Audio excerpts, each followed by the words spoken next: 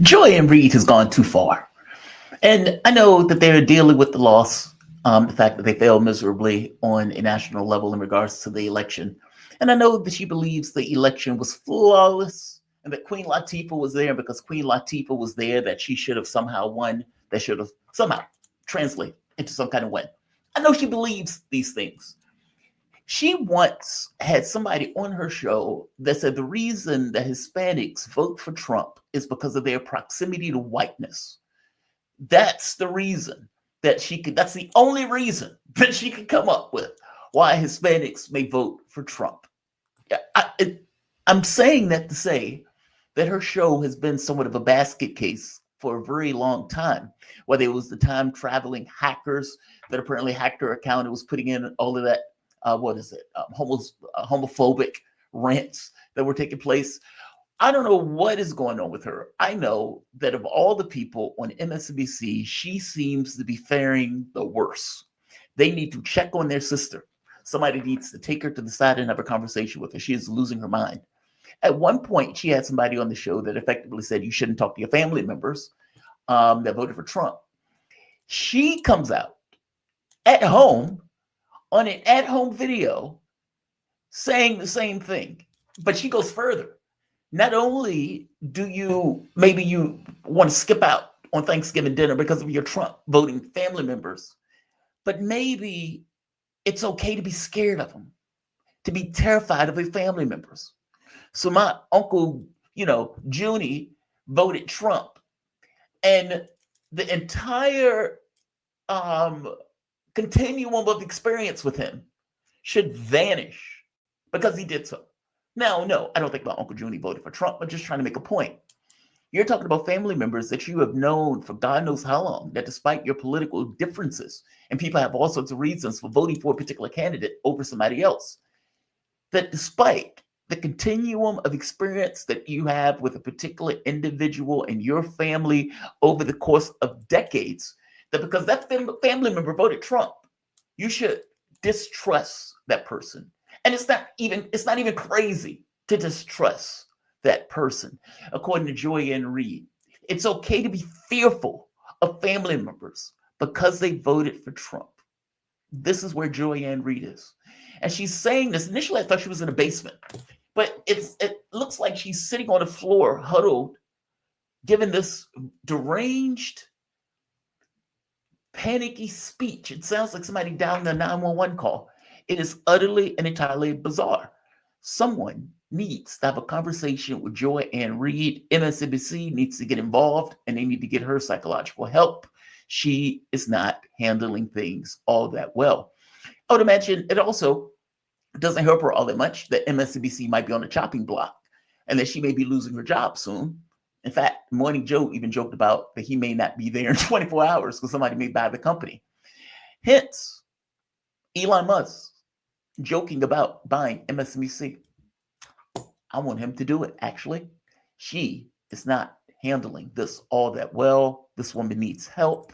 I'm going to show you this video I said here and didn't know what to think.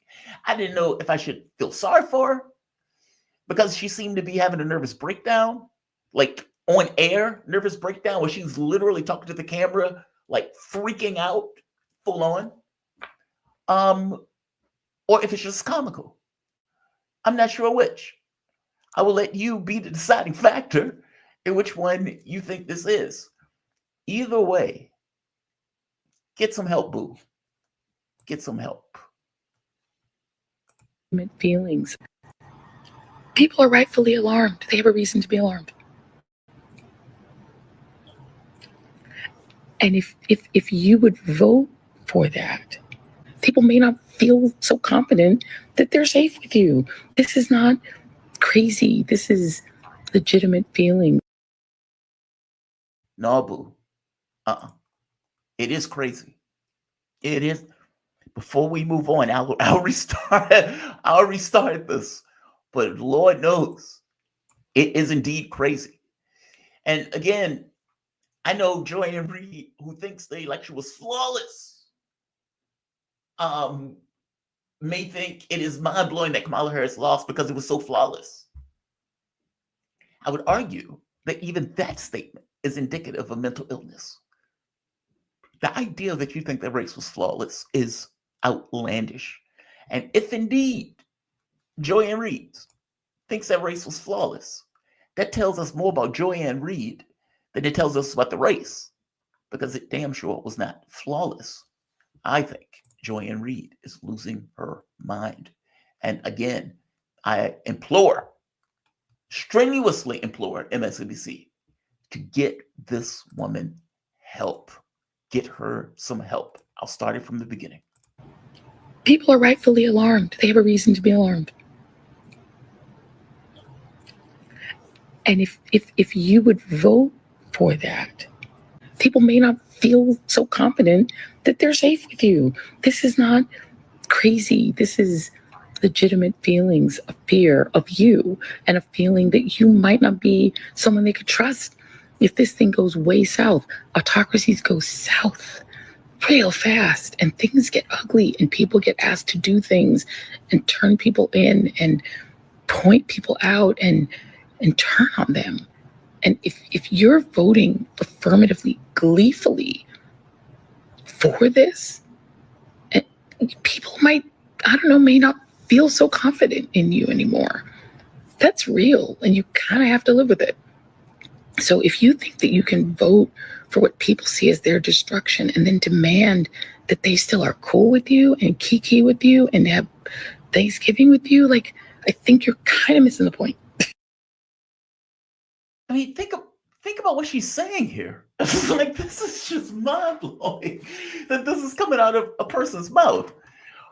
She said, effectively, you shouldn't expect your family members to have Thanksgiving dinner with you because you voted for Trump.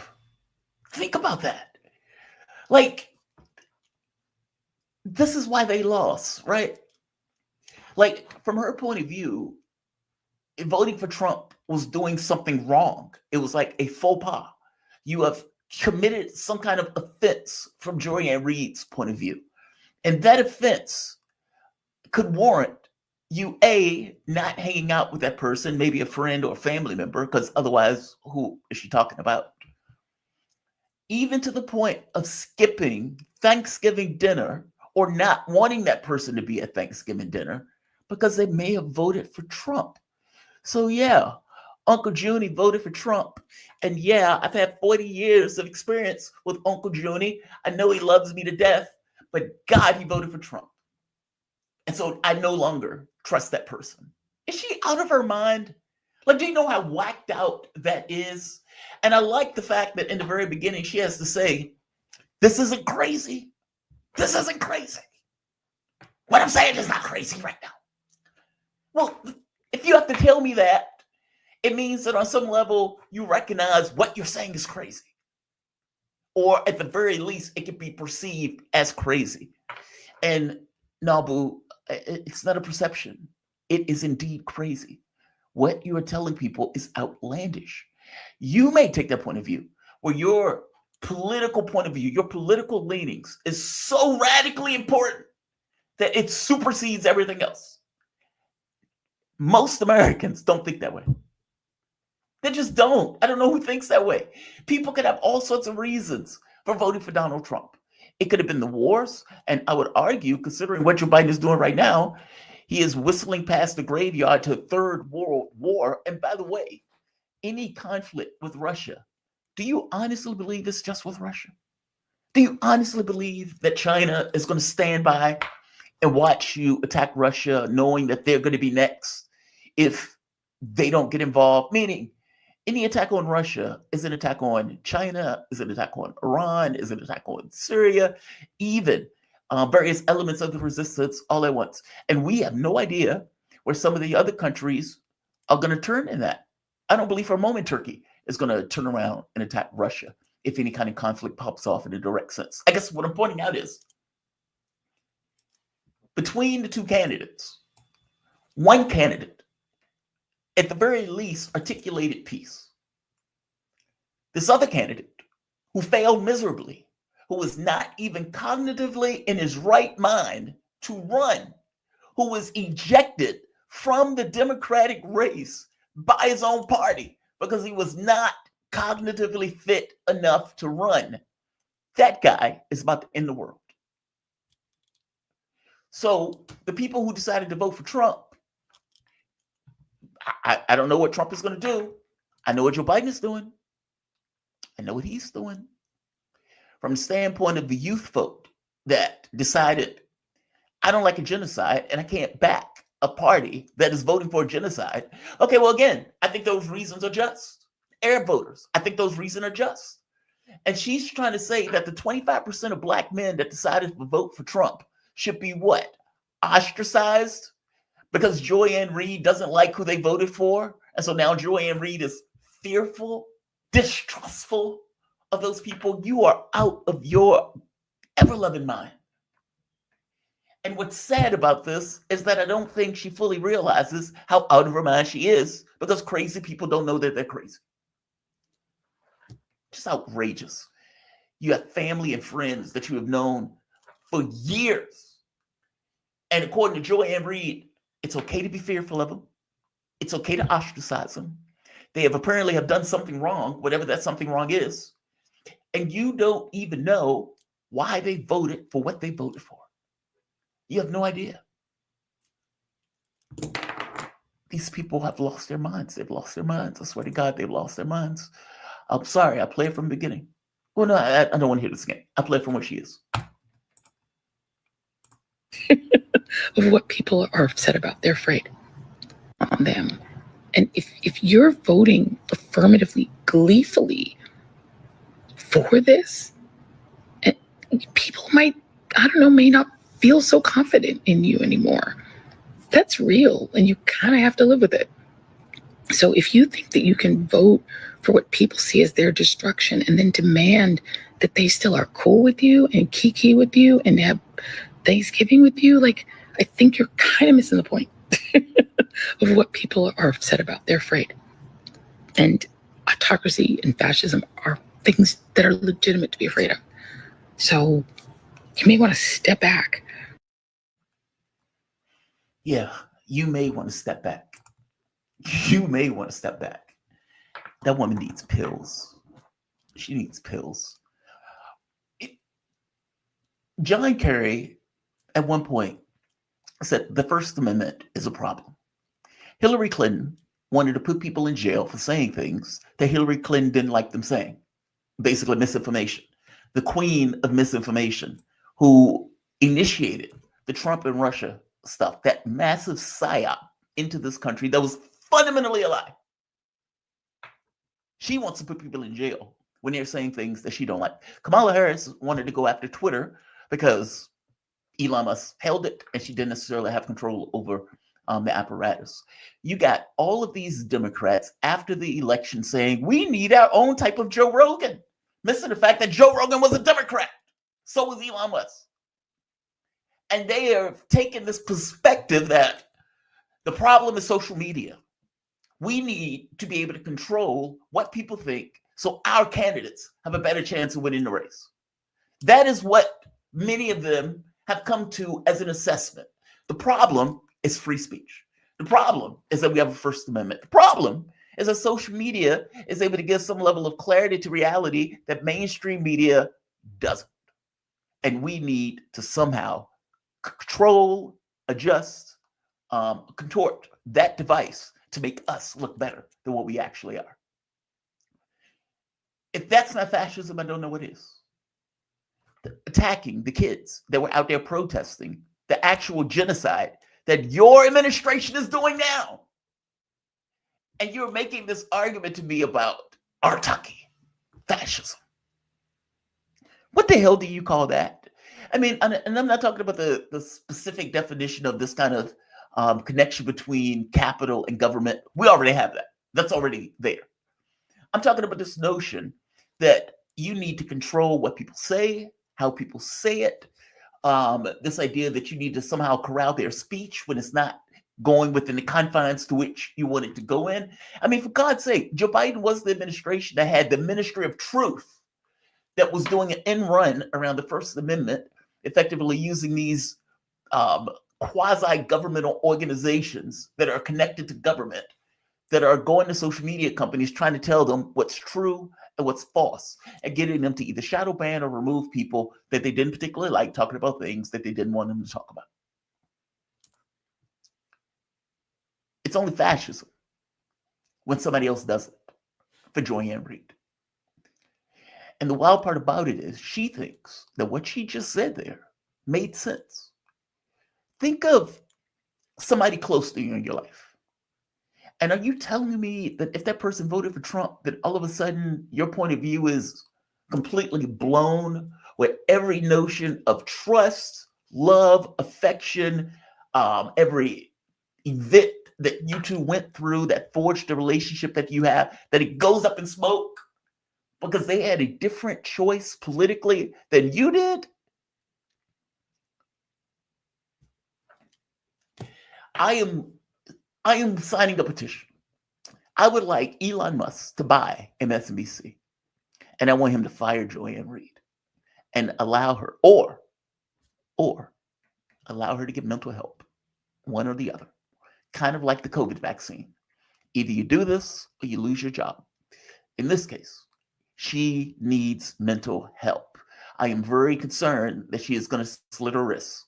She should not be left at home alone making videos like that, because it gets across something that is going on in her mental framework that is not necessarily dealing with reality as reality is. Is Donald Trump a wild card? Yes. So is Joe Biden, considering he's about to end the world. And considering some of the things that were taking place over the course of this administration, I don't think she has a leg to stand on this. The reality of it is your candidate ran, and according to you, ran a flawless campaign, and America chose something else, which should get across something to you about what America thinks about your party and about the candidate that you put up.